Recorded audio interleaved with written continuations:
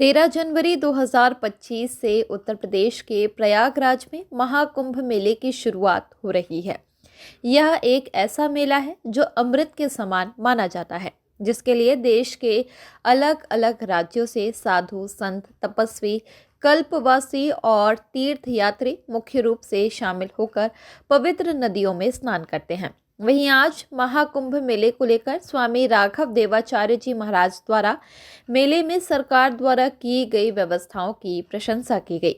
उन्होंने कहा कि इस मेले में सरकार द्वारा बेहतर व्यवस्थाएं की गई है, जिससे इस मेले में आने जाने वाले लोगों को किसी भी असुविधा का सामना नहीं करना पड़ेगा।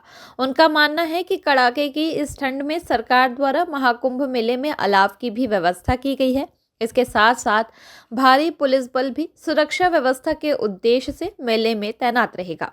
गौरतलब है कि महाकुंभ मेला, जिसे पवित्र घड़े का त्योहार भी कहा जाता है, यह मेला हिंदू पौराणिक कथाओं में वर्णित है। यह दुनिया का सबसे बड़ा सार्वजनिक समागम और आस्था का सामूहिक आयोजन है। इस समागम में मुख्य रूप से तपस्वी, साधु संत, साध्वियां, कल्पवासी और सभी क्षेत्र के तीर्थ यात्री शामिल होते हैं। ऐसा भी कहा जाता है कि हिंदू धर्म में कुंभ मेला एक धार्मिक तीर्थ यात्रा है, जो 12 वर्षों के दौरान सिर्फ 4 बार ही मनाई जाती है। कुंभ मेले का भौगोलिक स्थान भारत में 4 स्थानों पर फैला हुआ है और मेला स्थल 4 पवित्र नदियों पर ही लगाया जाता है। देखिए, कुंभ बड़ा विशाल है और महाकुंभ है। इस बार कुंभ में बहुत अच्छी व्यवस्थाएं की गई हैं। मैं ये तो नहीं कहता, किसी एक को तो नहीं बोलूँगा, कुंभ सबसे होता है, किसी एक से नहीं होता। यदि अमृत किसी एक को ही मिल जाता तो उसका नाम लिया जा सकता था, लेकिन अमृत सबको मिला, इसलिए आशीर्वाद भी सबको है।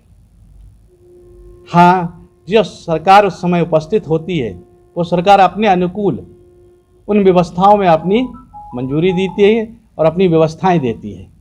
तो आज जो वर्तमान सरकार वहाँ उपस्थित है, वो बड़ी अच्छी व्यवस्था दे रही है और बड़ी अच्छी संतों की सेवा के लिए लगी है, तत्पर है। और वहाँ के आचार्य ब्राह्मणों के लिए भी बहुत अच्छी व्यवस्थाएं दी जा रही हैं। यज्ञ, अच्छे यज्ञ, बड़े बड़े यज्ञ बने हुए हैं।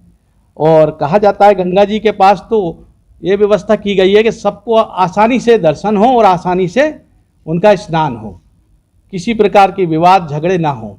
पुलिस व्यवस्था भी बहुत अच्छी रखी गई है। 1 लाख पुलिस व्यवस्था लगाई गई है और हर साधु के साथ हर टेंट पर पुलिस और सुरक्षा व्यवस्था दी गई है, जिसमें उनको कोई किसी प्रकार की कठिनाई ना हो।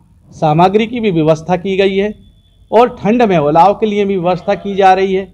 और जितने भी लोग बाहर से आ रहे हैं, उनके साथ बड़े प्रेम और व्यवहार के साथ उनको कुंभ में ले जाया जा सकता है। मैं तो यही कहूँगा, कुंभ जो है एक अमृत घड़ा है और उस अमृत घड़ी के लिए मैं यही प्रार्थना करूँगा, मेरा संस्कार धानी अमृत ही है, उस घड़े को यहीं की प्राप्ति मिल जाए तो क्या कहना क्या। जो कि कहा जाता है, बोलना तो नहीं चाहिए, आज बोलूँगा, नर्मदा तट कुंभ नहीं है, क्योंकि जो 4 धाम बनाए गए हैं, कुंभ वहीं होता है और उन्हीं के स्थान पर हमारे आचार्यों को स्वीकार भी करना चाहिए। और नर्मदा को हम उत्सव के रूप में स्वीकार कर सकते हैं, नर्मदा उत्सव मना सकते हैं, लेकिन नर्मदा कुंभ नहीं मना सकते, क्योंकि नर्मदा माँ स्वयं ही कुमारी हैं। उसके बाद जहाँ जहाँ अमृत की धारा बही है, वहीं वहीं कुंभों को स्थान दिया गया है। इसलिए कुंभ को वहीं स्वीकार करें। और संस्कारदानी वालों के लिए खूब सारा आशीर्वाद कुंभ की से आने के बाद भी दूंगा और अभी भी दे रहा हूँ। हमारा संस्कारधानी तो वैसे ही संस्कार से संपूर्ण, उसको किसी की वैसे आवश्यकता नहीं है, लेकिन खूब आशीर्वाद। जय श्री राम। और 16 तारीख जनवरी में हमारे विष्णु शास्त्री जी के द्वारा 87 से लगातार बटुकों का सम्मान और जनेऊ संस्कार किया जा रहा है, मानस भवन राम मंदिर में, राइट टाउन में। आप सब अपने बाल बटुकों को वहाँ भेजें और उनका संस्कार कराएं। मैंने बहुत सी चीज़ें बोली हैं, उसको हमारे शास्त्री जी आपको वहीं बताएंगे जो आवश्यक है। आइए और अपना संस्कार, जनेऊ संस्कार अवश्य करिए। जय श्री राम। नमो ब्रह्मण्य देवाय गोब्रह्मण्यताय च जगद्धिताय कृष्णाय गोविंदाय नमो नमः। आज हमारे जबलपुर संस्कार धानी में बड़े सौभाग्य की बात है कि ऐसे यज्ञोपवीत संस्कार में आज हमारे बीच में राघव देवाचार्य जी महाराज जिनका आगमन यहाँ पर हुआ और कल यह कुंभ में जा रहा है। कुंभ में देखें आप, जो कुंभ कई वर्षों बाद ऐसा महायोग बनने जा रहा है जिसमें देश के कोने कोने से, विदेशों से लोग आकर के डुबकी लगाएंगे।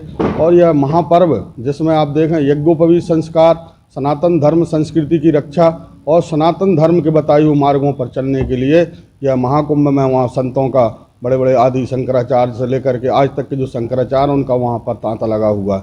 और बंधुओं, जबलपुर संस्कार धानी जहाँ पर ब्राह्मण बालकों के यज्ञोपवीत संस्कार की बात है, हमारे शास्त्री जी ऊर्ध्वरेतस प्रमुख जिन्होंने बीड़ा उठाया हर वर्ष कि अधिक से अधिक लोग जो है अपना यज्ञोपवीत संस्कार कराएं, क्योंकि नमो ब्रह्मण्य देवायो, जो ब्राह्मण जो देवता कहा गया, क्योंकि ते मंत्रा ब्राह्मणाधीनम तस्मात् साक्षात देवता।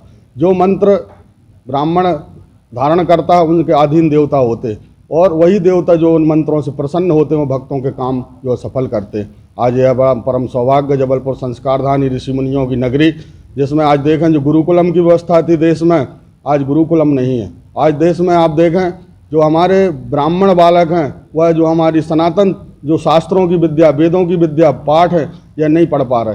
घरों में रह कर के अंग्रेजी स्कूलों में पढ़ रहे और उनका जो यज्ञोपवीत नहीं हो पाता। अगर वो इंग्लिश मीडियम में भी पढ़ें, हमारी संस्कृति से जुड़ करके यज्ञोपवीत संस्कार करा करके उनको पढ़ाई पढ़ाएं, तो आज भी ब्राह्मणों का देश के कोने कोने में नाम है और ब्राह्मणों के द्वारा ही इस धरती